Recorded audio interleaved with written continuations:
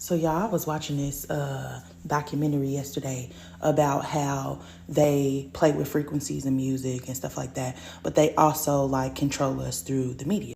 And in this thing, they were saying that they use comedies a lot to push out information that is actually true, but they desensitize us to it by getting us to laugh at it.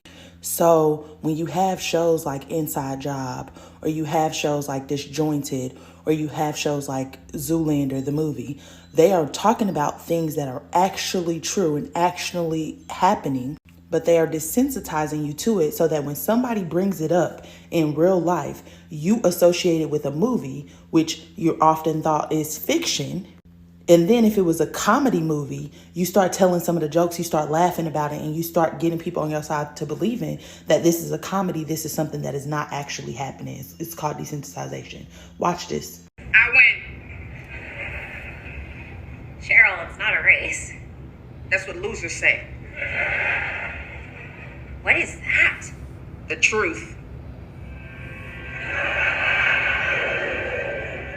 Every time a new baby is born, the Federal Reserve issues a secret birth certificate printed by a company called the American Bank. That way, the government can use people as currency to back the debt they have with the World Economic Forum, which owns the central banks of every nation on Earth.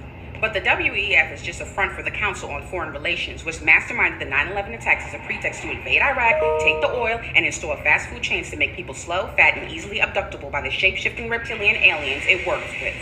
Now, back in the 30s, FDR made a deal with these reptilians to exchange people for technology. That was the basis of the New Deal. But ever since, they've been slowly replacing all the world leaders to create a nuclear holocaust to make global warming real for their takeover.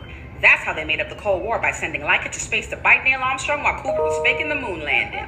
Now they're using satellite waves, contrails, and measles vaccines as mind control, and fluoridating the water to keep people's gold fillings intact so they can be sent back to, you guessed it, the Federal Reserve, where all the gold and birth certificates are stored by the real puppet master, the world monarch, who is himself only the servant of the all-seeing eye who controls everything in the world.